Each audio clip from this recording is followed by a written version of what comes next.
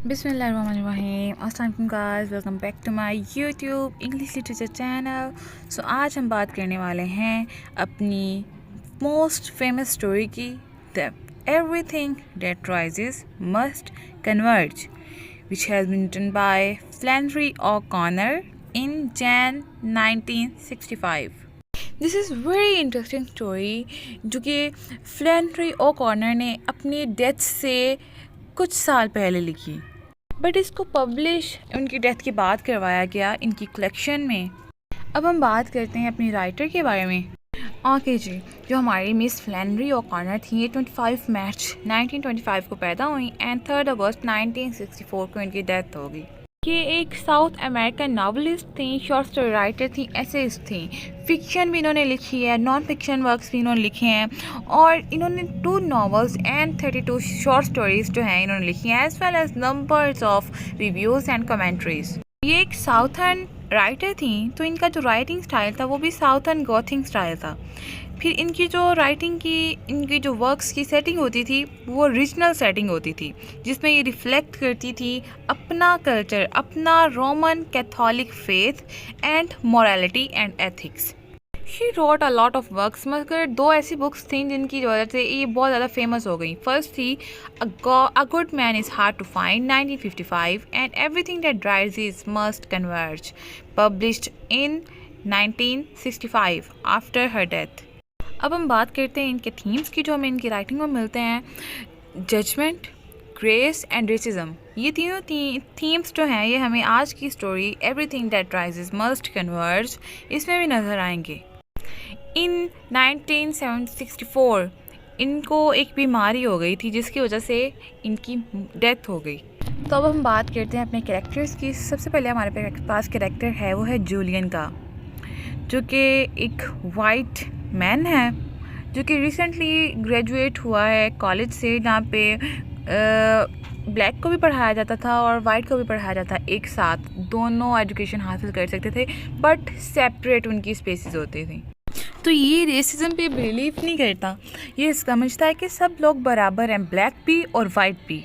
Actually जो इसका background है वो हिस्टोरिकल बैकग्राउंड जो है वो सिविल राइट्स मूवमेंट जब चल रही थी तो तब लिया गया था।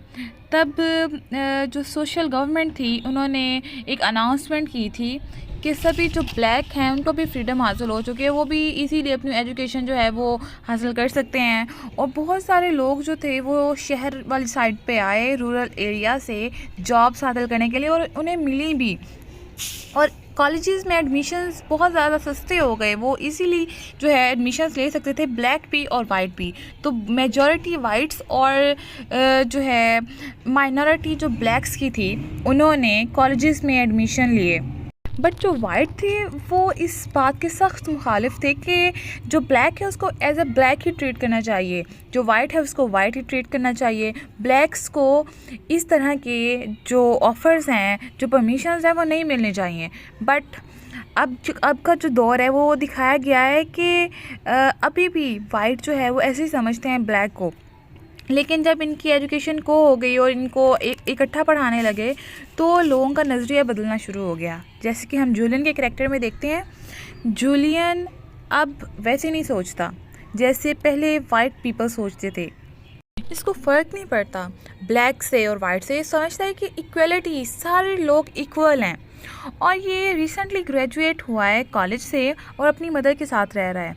लेकिन जो इसकी मदर है वो बड़ी रेसिस्ट जो है लेडी है, वो रेसिज्म पे बड़ा बिलीव करती है। वो कहती है कि जो ब्लैक है उसको एज ए ब्लैक ट्रीट करना चाहिए। वो अगर हो गए हैं आज़ाद, फ्रीडम मिल गई है, तो वो अपना जो है काम वो अपनी तरफ करें, हमारे में दखल ना दें, हमारे साथ मिलकर वो काम ही नहीं कर सकते क्योंकि वो हमारे काबिल ही नहीं है, वो हमारा मुकाबला ही नहीं कर सकते। और इसी सोच की वजह से जो जूलियन है वो अपनी मदर को बड़ा इलिटरेट समझता है। वो कहते हैं कितनी पढ़ी लिखी नहीं है, जाहिल हैं, कि क्यों ऐसी बातें सोचती हैं, रेसिज्म पे क्यों बिलीव करती हैं। खैर, जो जूलियन है वो एक टाइप राइटर है और वो चाहता है कि वो एक दिन बड़ा राइटर बने। उसका एक बड़ा ख्वाब भी है कि वो अपनी माँ को सही कर दे, उसकी जो रेसिज्म का उसके सर भूत सवार हुआ है वो उतार दे, उसको रियल वर्ड दिखाए कि सब इक्वल हैं इस वर्ल्ड में। नेक्स्ट हमारे पास कैरेक्टर आता है जूलियन की मदर का। ये बड़ी एरोगेंट लेडी हैं और ये रेसिज्म पे बड़ा बिलीव रखती हैं। ये कहती हैं कि वाइट ब्लैक के साथ जो है वो रह नहीं सकता और ब्लैक वाइट का मुकाबला नहीं कर सकता क्योंकि वो इस काबिल ही नहीं है। लेकिन अब ये जो दुनिया है, अब के जो कानून हैं वो सारे बदल चुके थे। अब वाइट और ब्लैक इक्वल हो चुके थे। एक मिडिल एज्ड वीमेन है, साउथर्न फैमिली से बिलोंग करती है और इसको ब्लड प्रेशर की बीमारी है, जिसकी वजह से ये YMCA में क्लासेस लेने जाती है। जिम तरह एक्सरसाइज करने जाती है, जिम की तरह ना वहाँ पे क्लासेस होती हैं और वहाँ पे एक्सरसाइज के लिए, वेट लूज़ करने के लिए वहाँ पे क्लासेस लेने जाती है और अपने साथ ही अपनी बेटी को लेके जाती है क्योंकि अब बसेस में ट्रैवल करना पड़ता है। तो बस में ये भी रूल आ गया था कि बस में ब्लैक और वाइट एक साथ दोनों ट्रैवल कर सकते थे। तो ये अपने बेटे को इसलिए लेके जाती है अपने साथ कि मेरे साथ वाली सीट पे कोई ब्लैक मेरे साथ ना बैठ जाए, कोई ब्लैक लेडी या ब्लैक मैन मेरे साथ ना बैठ जाए। But she gave a lot of sacrifices for her son. वो उसने पर्सनल जो अपनी एजुकेशन है वो भी नहीं पूरी की, लेकिन अपने सन को वो सारी अपॉर्चुनिटीज़ प्रोवाइड कर रही थी एजुकेशन के लिए। और जो भी वो ड्रीम करता था, देखता था, उसको इनकरेज करती थी कि हाँ तुम ड्रीम्स देखो, बेशक ये पूरे नहीं हो सकते लेकिन ख्वाब देखना तुम्हारा हक है और तुम ज़रूर ख्वाब देखो और उसको पूरा करो। उसको बड़ा इनकरेज करती थी ये। जुलियन अपनी मदर से बड़ा प्यार करता था, लेकिन सिर्फ इस वजह से कि वो रेसिज्म पे बिलीव करती थी, वो उसको पसंद नहीं करता था। वो हमेशा अपने ग्रैंड पेरेंट्स की बातें करती रहती थी। मेरे ग्रैंड पेरेंट्स के बाद इतना कुछ था, उनके पास बड़े गार्डन्स थे, उनके पास स्लेव्स बहुत थे, जो कि जूलियन है उसको पसंद नहीं आती इसकी बातें, क्योंकि उसमें वो कहती है कि हमारे पास स्लेव्स होते थे ब्लैक, लेकिन अब तो ब्लैक जो हैं स्लेव से वो मास्टर बन रहे हैं, तो इनको ऐसे नहीं करना चाहिए था। स्लेव्स को स्लेव्स ही रहना चाहिए था, ब्लैक्स को एज अ स्लेव ही ट्रीट करना चाहिए था। नेक्स्ट है जी हमारे पास कैरेक्टर कार्वर्स की मदर का। कार्वर की मदर जो है वो बड़ी टायर्ड सी नज़र आती है, बस में बैठी हुई है, एक ब्लैक वीमेन है, साथ एक छोटा सा ब्लैक बेबी है और इसने वही हैट पहनी हुई है जो जूलियन की मदर ने पहनी हुई है, सेम कलर की hat, foolish purple and green colour की हैट, जो कि जूलियन की मदर ने भी सेम हैट पहनी हुई है। ये सिंबल है इक्वालिटी का। अब ब्लैक और वाइट जो है वो सेम हो गए हैं, अब इनमें कोई डिफरेंस नहीं रहा। अब जैसे ब्लैक ट्रीट किया जाता है वैसे वाइट भी वैसे ही ट्रीट किया जाएगा। एट द एंड जूलियन की मदर को यही सबक सिखाती है और बताती है इक्वालिटी का लेसन। नेक्स्ट हमारे पास कैरेक्टर है कार्वर का। कार्वर जो है वो 4 to 5 ईयर का एक बॉय है, जो कि बस में कार्वर की जो मदर है उसके साथ आया हुआ है। ये ब्लैक वीमेन का बेटा है और इसकी मदर बहुत हार्श एटीट्यूड रखती है। जब ये जूलियन की मदर के पास जाता है तो उसकी मदर को बहुत गुस्सा आता है। नेक्स्ट हमारे पास कैरेक्टर है the well dressed black man. Well dressed black man जो है ये भी एक ब्लैक मैन है, जो अपने साथ एक ब्रीफ केस कैरी करके बस में आया है और ये आके बिल्कुल जूलियन की साथ वाली सीट पे बैठ गया है। जूलियन बड़ा हैप्पी है इसके बैठने से, क्योंकि वो इक्वालिटी चाहता है और अपनी मदर को जेलस करवाने के लिए भी इससे बातें करता है। लेकिन जो ब्लैक मैन होता है वो बड़ा हार्श किस्म का ब्लैक मैन होता है और बड़ा एटीट्यूड वाला होता है, क्योंकि वो भी रेसिज्म पे बिलीव रखने वाला बंदा था। ब्लैक मैन है उसकी मदर को बड़ा अनकंफर्टेबल फील करवाता है जब वो जूलियन के साथ बैठता है, लेकिन जो उसकी मदर है वो शो नहीं करवाती। नेक्स्ट है हमारे पास the women with the red and white canvas shoe. जो ये वीमेन है ये भी एक वाइट वीमेन है, वाइट पैसेंजर है, बस में बैठी हुई है। ये अपने जूलियन की जो मदर है उसके साथ बड़ी बातें शेयर करती है और नैरो व्यू शेयर करती है about the racism, about black people. और जब ब्लैक मैन आके बैठता है जूलियन के साथ, ये उसकी सीट्स की जो फर्स्ट रो होती है उस पर बैठी होती है, लेकिन जब ब्लैक मैन आके उस रो में बैठता है तो वो उठ के पिछली रो में चली जाती है। और नेक्स्ट उसके बाद हमारे पास कैरेक्टर आता है the women with the protruding teeth, यानी कि फैले हुए दांतों वाली औरत। वो भी एक वाइट पैसेंजर होती है जो कि जूलियन की मदर के साथ बड़ी चैट करती है। व्यूज़ भी जूलियन की मदर की तरह के ही होते हैं और जब ब्लैक मैन एंटर होता है तो उस बस स्टॉप पे वो उतर जाती है। अब हम बात करते हैं अपनी समरी की। जो हमारी समरी है the everything that rises must converge, ये फ्लेनरी ऑकॉर्नर ने लिखी है। इस टाइटल का सबसे पहले हम मतलब देखते हैं। इस टाइटल का मतलब है कि पास्ट इज़ नथिंग। जो ब्लैक्स को पहले ट्रीट किया जाता था ना, अब वो कुछ भी नहीं रहा, अब वैसा कुछ भी नहीं रहा। And the present is more important. अब उस पास्ट को जो गुजर चुका है उसको भूल जाओ, अब जो प्रेजेंट है वो मोस्ट इम्पॉर्टेंट थिंग है और उसको एक्सेप्ट करना होगा कि ब्लैक को इक्वालिटी मिल चुकी है। और इसका एक और मतलब भी है कि बट एवरीथिंग विल रिटर्न, हर चीज़ जो है वैसी ही होगी as God made at the time goes, जैसे गॉड ने बनाई है वक्त गुजरने के साथ साथ वो चीज़ें वैसे ही होते जाएंगी। क्योंकि पहले समझा जाता था कि ब्लैक सिर्फ स्लेव बनने के लिए है, लेकिन जैसे जैसे टाइम गुजरता गया ब्लैक्स को इक्वालिटी मिलती गई और हर चीज़ बदलती गई। अब जूलियन एक यंग मैन है जिसने भी ग्रेजुएशन हासिल की है कॉलेज से, लेकिन वो अपनी मदर के साथ बड़ा अपसेट है क्योंकि उसके मदर के बड़े नैरो व्यूज़ हैं। वो एक रेसिस्ट बंदी है और हर वक्त बातें करती रहती है कि ब्लैक को ऐसे नहीं होना चाहिए था, ब्लैक को वैसे नहीं होना चाहिए था, ब्लैक को रूल्स नहीं मिलने चाहिए थे, ब्लैक को इक्वालिटी नहीं मिलनी चाहिए थी। अगर ब्लैक हमारे साथ रहता है तो रहे, लेकिन अपने काम हमारे साथ मिलकर ना करे, अपने काम अलग करे। उसको हमेशा ब्लैक से प्रॉब्लम रहती है।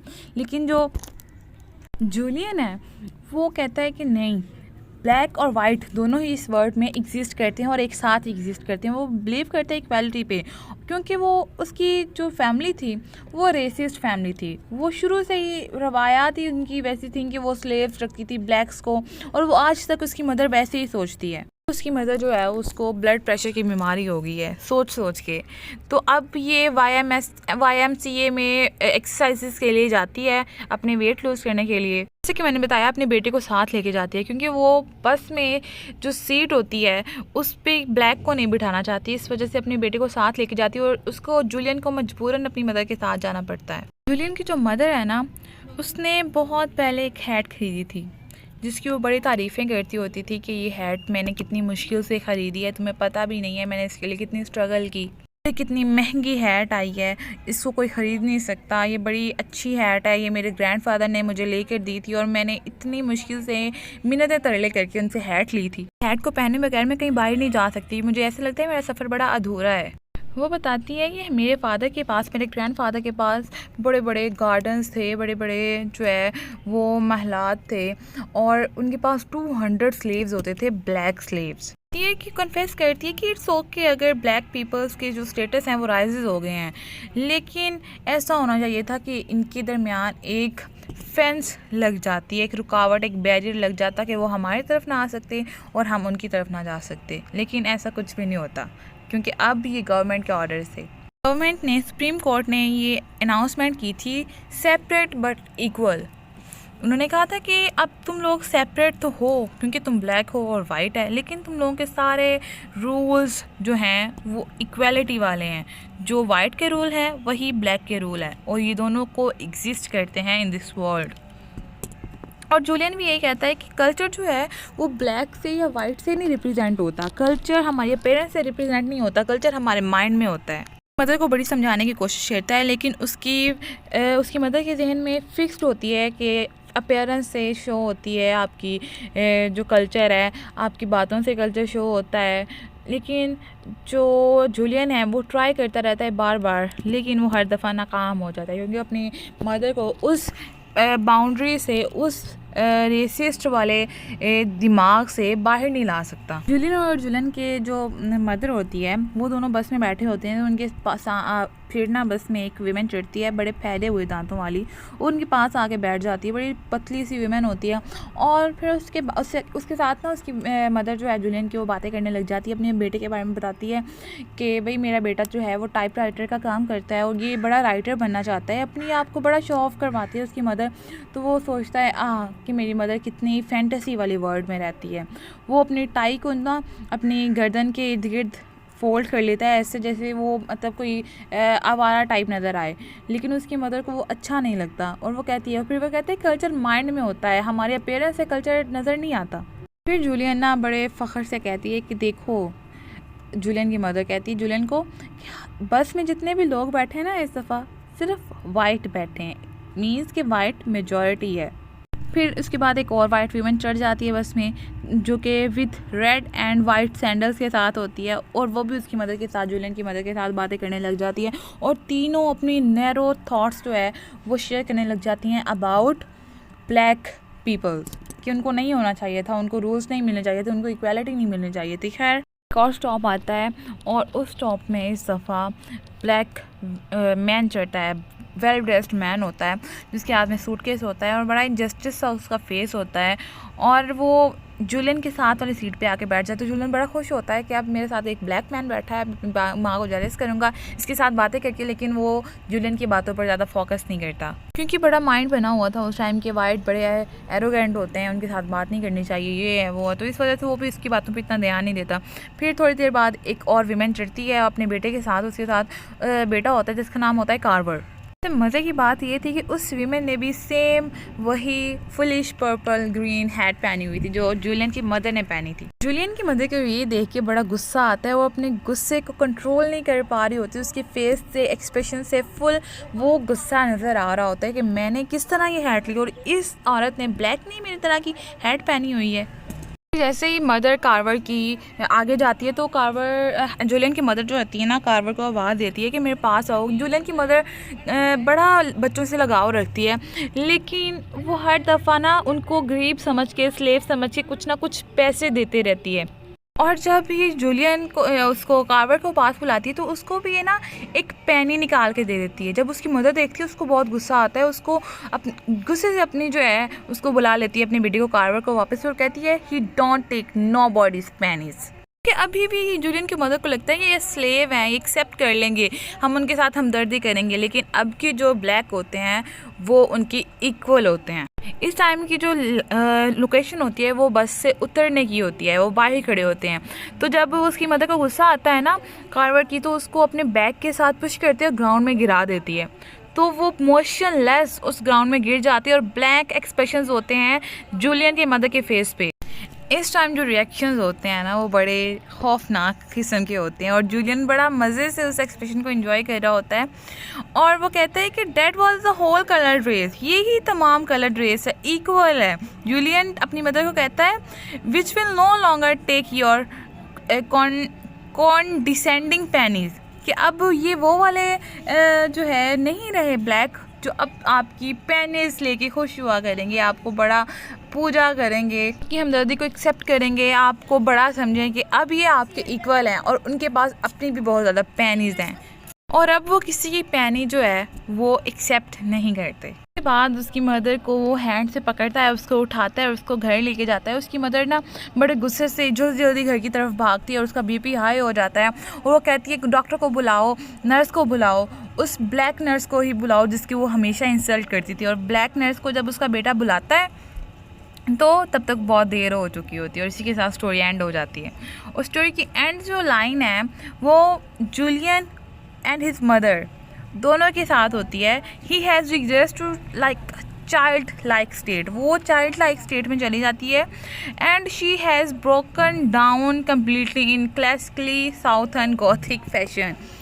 और फिर जब वो उसको धक्का देती है ना तो उस टाइम उसके साथ वो पूरा साउथर्न गॉथिक फैशन जो होता है वो भी उस ग्राउंड में चला गिर जाता है। का उस पर अकड़ प्राउडी फील करना वो सारा कुछ उस ग्राउंड में गिर जाता है। और लास्ट लाइन जो होती हैं इस स्टोरी की वो होती हैं the tide of darkness seem to sweep back to his mother postponing from moment to moment his entry into the world of guilt and sorrow. जब उसकी मदर गिरती है उस ग्राउंड में तो एक बड़ी डार्कनेस की एक लहर आती है जो जूलियन की मदर को अपने साथ स्वीप करके ले जाती है उसकी अकड़ को, और मोमेंट टू मोमेंट उसको एहसास दिलाती है गिल्टी का और सॉरो का। अब अगर हम सिंबल्स की बात करें तो इसमें सिंबल है हैट का और पेनी का। हैट जो है वो सिंबल कर दिया इक्वालिटी को कि उसकी मदर ने भी वैसी हैट पहनी थी, उस ब्लैक वीमेन ने भी वैसी हैट पहनी थी, और ये सिंबलाइज कर दिया कि अब सारा कुछ इक्वल हो गया है। अब उस जो प्रेजेंट टाइम है उसको एक्सेप्ट करना होगा वाइट पीपल को। अब white people as a master ही नहीं सारी ज़िंदगी रहेगा। पेनी की सिंबल रिप्रेजेंट करती है, पेनी जो है वो रिप्रेजेंट कर रही है वो भी ब्लैक और वाइट की इक्वालिटी को, कि अब वो वाले ब्लैक नहीं रहे जो आपकी पेनीज लेके आपको मास्टर समझेंगे और आपकी खिदमत करेंगे। तो वो भी अब आपके इक्वल राइट्स रखते हैं, उनका भी बिजनेस आपके जितना है, वो उनकी एजुकेशन भी आपके मुकाबले में है। इसी के साथ हमारी स्टोरी एंड हो जाती है। I hope you all guys enjoyed it. दुआओं में याद रखिएगा और मेरे चैनल को सब्सक्राइब करेंगे। Thank you so much.